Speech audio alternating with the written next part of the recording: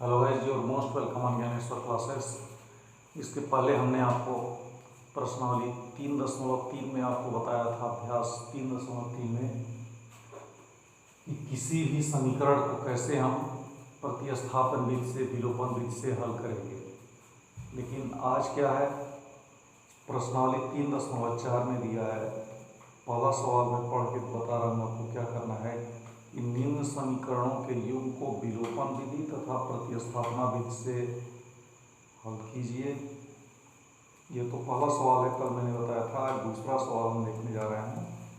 ये दूसरा सवाल दिया, निम्न समस्या में रैखिक समीकरणों के योग बनाइए और उनको हल हों, यदि उनका अस्तित्व हो तो विलोपन विधि से ज्ञात कीजिए। तो पहला सवाल उसमें दिया है, यदि हम अंश में एक जोड़ दें तथा हर में एक घटा दें तो भिन्न एक में बदल जाती है। यदि हर में एक जोड़ दें तो यह 1/2 हो जाती है, वह भिन्न क्या है। तो पहली शर्त दिया है कि यदि हम अंश में एक जोड़ दें और हर में एक घटा दें तो भिन्न एक में बदल जाती है। यानी कि मान लेंगे, और लास्ट में ये पूछ रहा है कि वह भिन्न क्या है, तो मान लेंगे वह भिन्न x/y है। और जहाँ पर हम मान लेंगे कि x अंश है और y हर है, करा अंश में एक जोड़ दें तो हमने अंश में एक जोड़ दिया, x+1 कर दिया, और करा हर में से एक घटा दिया, हर में से एक हमने घटा दिया, y-1 हो गया। और फिर कहा जा रहा है कि तो भिन्न एक में बदल जाती, यानी कि तब यह भिन्न एक हो जाएगी। तो इसको क्या किया गया, यहाँ पर क्रॉस मल्टीप्लिकेशन किया गया, y-1 इंटू 1, यहाँ पे y-1 हो जाएगा, और x+1, ये x+1 इस तरह से होकर के जब हम इसका पक्षांतर करेंगे तो x minus y equal to -1, और ये +1 जो है इधर -1 होगा, तो x minus y equal to -2। ये हो गया आपका पहला समीकरण। दूसरा समीकरण, यदि हर में एक जोड़ दें तो यह 1/2 हो जाती है। हर में एक जोड़ दें यानी कि x/y है, तो इसमें एक जोड़ दिया गया, हर में एक जोड़ दें तो यह 1/2 हो जाती है। इसका भी क्रॉस मल्टीप्लिकेशन करेंगे तो हो जाएगा y+1, 1 इंटू y+1 y+1 होगा, और 2x ये हो जाएगा, तो 2x इक्वल टू y+1। तो गाइस इस तरह से 2x minus y equal to 1 हो गया। ये समीकरण नंबर 2। और समीकरण नंबर 1 हमारा कह रहा है, ये है x minus y equal to -2। अब इन दोनों समीकरणों में अगर हम देखेंगे तो यहाँ पर -y और यहाँ पे -y है, जिसको अगर सब्ट्रैक्ट किया जाए तो ये y कट जाएगा। तो 1 और 2 को क्या करेंगे कि हम सब्ट्रैक्ट कर देंगे, तो हो जाएगा x माइनस 2x, ये -y है तो +y होकर के यहाँ पर ये कैंसिल हो जाएगा। इसको हम यहाँ कैंसिल कर दे रहे हैं, तो ये हो गया आपका -2 -1, तो x माइनस 2x हो गया -x, और -2 -1 -3, तो x इक्वल टू 3 हो गया। अब इस x की वैल्यू को हम पुटअप कर दिए इक्वेशन नंबर 1 में, तो हम लिख दिया put the value of x on equation number 1। तो ये गाइस हो जाएगा x minus 1 equal to -2, x जगह पर 3 minus y equal to -2, minus y equal to हो जाएगा -2 और -3। तो ये जाकर के हो जाएगा, अगर हम दोनों तरफ माइनस, ये माइनस है ही बाहर, इसमें हम माइनस कॉमन ले लें तो हो जाएगा माइनस, ये ब्रैकेट में 2 + 3 हो जाएगा, माइनस माइनस कट करके ये 2 + 3 5 हो जाएगा, और यहाँ पे हो गया y equal to 5, x/y equal to हो गया ये 3/5, x की जगह पर 3 और y की जगह पर 5, 3/5। 5 वर्ष पूर्व नूरी की आयु, दूसरा सवाल कर रहा है, सोनू की आयु की 3 गुनी थी, 10 वर्ष पश्चात नूरी की आयु सोनू की आयु की 2 गुनी हो जाएगी। नूरी और सोनू की आयु कितनी है। तो 5 वर्ष पूर्व नूरी की आयु सोनू की आयु की 3 गुनी थी। पहला शर्त कर रहा है जहाँ मान लेते हैं नूरी और सोनू की आयु x वर्ष और y वर्ष है। अब कह रहा है 5 वर्ष पूर्व, यानी कि पूर्व का मतलब 5 साल के पहले वो घट जाएगा तो x माइनस 5 हो गया। सोनू के आयु की 3 गुनी थी, यानी कि 5 वर्ष पूर्व सोनू का आयु भी यहाँ पर कम किया जाएगा और सोनू की आयु से 3 गुनी थी, यानी कि सोनू की आयु के पास यहाँ 3 गुना कर दिया जाएगा। तो ये हो जाएगा 3y minus 15 x minus 3y, x y के गुणांकों को एक साथ कर रहे तो ये माइनस 3y हो जाएगा और माइनस 15 माइनस 5 जो है आपका प्लस 5 में कन्वर्ट हो जाएगा। तो इस तरह से ये हो गया x minus 3y equal to 5 minus 15 minus 10 हो जाएगा। तो x प्लस 10 माइनस 10 को प्लस 10 कर देंगे और ये हो जाएगा 3y। अब ये तो हो गया पहला शर्त। अब दूसरा शर्त भी दिया हुआ है, ये यहाँ पहला समीकरण हो गया। अब यहाँ पर क्या करेंगे, यहाँ से हमारा दूसरा कंडीशन चालू होता है। यहाँ पे दिया 10 वर्ष पश्चात नूरी की आयु सोनू के आयु की 2 गुनी हो जाएगी। तो गाइस 10 वर्ष पश्चात, पहले था तो यहाँ पे माइनस हो जाता था, लेकिन 10 वर्ष पश्चात यानी कि 10 इसमें जुड़ जाएगा। कह रहा है 10 वर्ष पश्चात नूरी की आयु सोनू की आयु की 2 गुनी हो जाएगी। तो नूरी की आयु यहाँ पे 5 प्लस 10 आया 10 वर्ष पश्चात। अब ये कहा 2 गुनी हो जाएगी, 2 से गुणा कर दिया गया तो हो गया x plus 10 equal to 2 into y plus 10 का मतलब 2 का इस पूरे फंक्शन में मल्टीप्लाई होगा तो 2y प्लस 20 हो गया। तो गाइस इस तरह से x minus 2y equal to 20 minus 10। तो गाइस ऐसे ही आपका ये आ गया x minus 2y equal to 10। तो x minus 2y equal to 10 ये समीकरण नंबर 2। तो पहला समीकरण है x minus 3y equal to minus 10 और दूसरा समीकरण है x minus 2y equal to 10। तो इसको क्या किया गया है, यहाँ पर घटा दिया गया है। यहाँ पर हम लिख देंगे सबट्रैक्ट,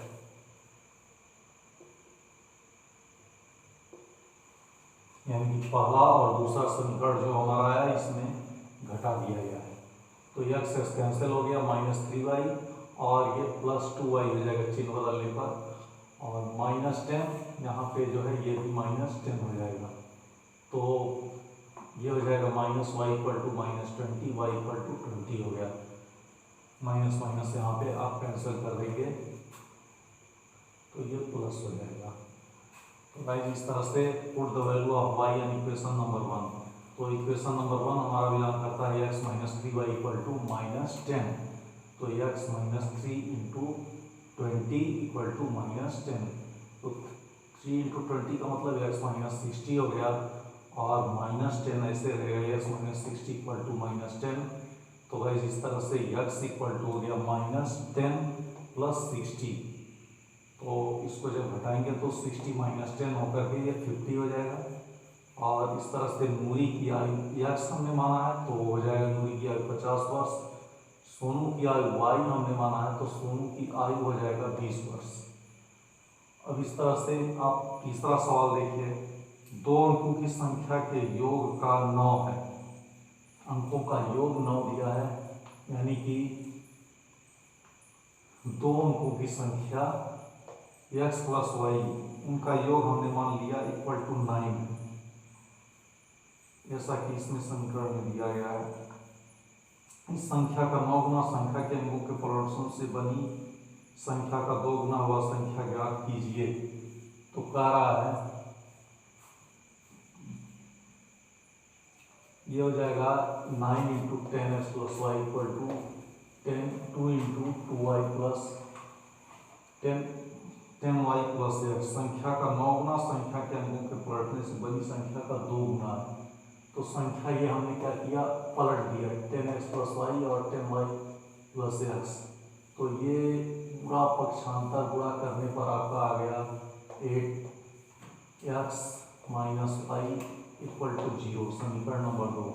तो x plus y equal to 9, 8x minus y equal to 0। तो x प्लस 8x और ये हो गया आपका माइनस प्लस कैंसिल हो गया, इसको हम लिख देंगे ऐड। इस समीकरण को हमने ऐड किया है तो x plus 8x equal to 9 हो जाएगा, 9x equal to 9, 9x equal to 9 upon 9 equal to 1। तो guys put the value of y यानी इक्वेशन नंबर 2 यानी कि 8x minus y equal to 0 समीकरण नंबर 2 है। तो 8 into 1 minus y equal to 0, 8 equal to y, ये minus y इधर right side में आएगा तो एक y की वैल्यू 8 हो गई। तो अतः संख्या हो जाएगी हमारी 10x प्लस वाई इक्वल, ये हमने माना है यहाँ पर है। तो भाई इस तरह से हमारा हो जाएगा 10 इंटू एक्स की जगह पर 1, वाई की जगह पर 8। संख्या जो हमने माना है 10x प्लस वाई, उसी में इस वैल्यू को पुटअप करेंगे तो हो जाएगा 10 प्लस 8 इक्वल टू 18। किसी भी समीकरण में एक्स वाई की वैल्यू अगर आप रखते हैं तो यहाँ से क्या है कि इसका वैल्यू पता चल जाएगा, दोनों तरफ राइट साइड और लेफ्ट साइड बराबर ही आएगा। अब चौथा कह रहा है मीना 2000 रुपये निकालने के लिए बहन गई, उसने खजांची से 50 रुपये तथा 100 रुपये के नोट देने के लिए कहा। मीना ने कुल 25 नोट प्राप्त किए, ज्ञात कीजिए कि उसने 50 रुपये 100 रुपये के कितने कितने नोट प्राप्त किए। तो लिख देंगे 50 रुपये वाले नोट मान लीजिए एक्स था और 100 रुपये वाले नोट वाई। तो 50 रुपये और 100 रुपये निकालने के लिए 50 रुपये वाले नोट और 100 रुपये वाले नोट देने के लिए कहा। 50 रुपये वाले नोट को हमने एक्स मान लिया और 100 रुपये वाले नोट को वाई मान लिया, तो दोनों का आपस में गुणा होकर हो जाएगा 50x और ये 100 वाई। तो दोनों को जोड़ेंगे तो ये 2000 रुपये होगा। दोनों तरह के नोट को ही जोड़ने पर आपका 2000 रुपये आएगा, इसलिए हमने 50x plus 100 Y equal to 2000 कर दिया है। तो यहाँ पे आप अगर 50 कॉमन लेते हैं तो 50 into x plus 2y equal to 2000 हो जाएगा। X plus 2y equal to हो जाएगा आपका 2000 अपॉन 50, कट करके ये 0 0 और ये हो जाएगा 200 upon 5, x plus 2y equal to 40। दूसरा x plus y equal to 25। जैसा कि दिया है मीना ने कुल 25 नोट प्राप्त किए, तो कुल नोट एक्स प्लस वाई करके हमने यहाँ पे 25 लिख दिया। ये दूसरी शर्त से आया है x plus y equal to 25। अब इसी इक्वेशन को हमने सब्ट्रैक्ट कर दिया तो एक्स एक्स कैंसिल हो जाएगा, 2y minus y equal to 40 minus 25। तो भाई इस तरह से y इक्वल टू हो गया हमारा 15। ये आपका y इक्वल टू 15 हो गया और x इक्वल टू हो गया 10। तो put the value of y यानी इक्वेशन नंबर 2 इसमें भी किया गया है। तो x plus y equal to 25, ये हो गया इक्वेशन नंबर 2। तो x प्लस वाई की जगह पर 15 इक्वल टू 25, यानी कि x इक्वल टू 25 माइनस 15 हो गया, ये x इक्वल टू 10। x की वैल्यू 10 आ गई। 50 के नोटों की संख्या x 10 है और 100 के नोटों की संख्या y बराबर 15 है। तो भाई इस तरह से आपका ये कंप्लीट हुआ। अब यहाँ पर आप देखिए 50 के नोट 10 हैं तो यानी 50 इंटू 10 500 हो जाएगा। 100 के नोट 15 हैं तो 1500 रुपये ये हो गए। तो 1500 और 500 रुपये 2000 करके ये हो जाएंगे। तो गाइस इस तरह से आपका 4 पूरा हुआ। इसमें एक खंड और रह गया, इसको फिर हम बताते हैं। तो गाइस अब देखिए आप 5वां सवाल, दूसरे का 5वां कह रहा है किराए पर पुस्तक देने वाले किसी पुस्तकालय का प्रथम 3 दिनों का एक नियत किराया है तथा उसके बाद प्रत्येक अतिरिक्त दिन का अलग किराया है। सरिता ने 7 दिनों तक एक पुस्तक रखने के लिए 27 रुपये अदा किए, जबकि सुशी ने एक पुस्तक 5 दिनों तक रखने के 21 रुपये अदा किए। नियत किराया तथा प्रत्येक अतिरिक्त दिन का किराया ज्ञात कीजिए। तो नियत किराया और प्रत्येक अतिरिक्त दिन का किराया दोनों पूछ रहा है। नियत किराया को हम मान लेंगे x और अतिरिक्त दिन का किराया y। नियत किराया और अतिरिक्त किराया दोनों प्रश्न में पूछ रहा है। तो नियत किराया 100 रुपये और अतिरिक्त प्रतिदिन का किराया हमने y मान लिया। फिर दिया है प्रथम 3 दिनों का एक नियत किराया तथा उसके बाद प्रत्येक अतिरिक्त दिन का अलग किराया है। 7 दिनों तक एक पुस्तक रखने के लिए 27 रुपये अदा किए। तो ये हो गया हमारा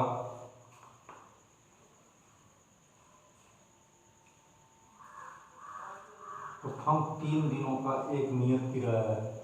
तो यह नियत किराया है 3 दिन का, यानी चौथे दिन से आपका लग रहा है अतिरिक्त दिन का किराया लगता है। तो ये जो है दिया हुआ है आपका 7 दिनों तक एक पुस्तक रखने के लिए 27 रुपये अदा किए। चौथे दिन का मतलब ये यानी 3 दिन तक, तो फिर से चौथे दिन से शुरू हो जाता है किराया, अतिरिक्त किराया प्रतिदिन। तो यस प्लस 4y = 27 हमारा हो गया। और जबकि यह सूसी के लिए दिया हुआ है, सूसी ने पुस्तक 5 दिनों तक रखने के 21 रुपये अदा किए। तो ये हो जाएगा x वही रहेगा 2y = 21। तो भाई सूसी ने पुस्तक 5 दिनों तक रखने के 21 रुपये अदा किए, जबकि दिया प्रत्येक अतिरिक्त दिन का किराया ज्ञात कीजिए। तो दो समीकरण इस तरह से बनता है। हम इस समीकरण को घटा देते हैं, तो यहाँ x कैंसिल हो जाएगा, 4y - 2y, तो 2y = 6 हो गया, y = 6/2, ये हो गया 3। पुट द वैल्यू ऑफ 3 यहाँ पर करेंगे। पुट द वैल्यू ऑफ 3 मतलब y की वैल्यू पुटअप करेंगे इक्वेशन नंबर 1 में, तो x + 4y = 27 हो गया। तो भाई इस तरह से x + 4y = 27 मतलब 4 × 3 = 27, x = 27 - 12, ये 15 हो गया। तो भाई इस नियत किराया आपका हो जाएगा 15 रुपये और अतिरिक्त दिन का किराया 3 रुपये। इस तरह से हम यहाँ करेंगे। तो भाई ये अब आपका अभ्यास खत्म हुआ, जिसका नाम दिया गया था विलोपन विधि से हल करना। और ये इबारती पर आधारित सभी प्रश्न कुछ थे, तो उसको हमने हल कर दिया। और एक्सरसाइज 3.4 यहाँ खत्म होता है। अगला एक्सरसाइज आपका 3.5 रहेगा।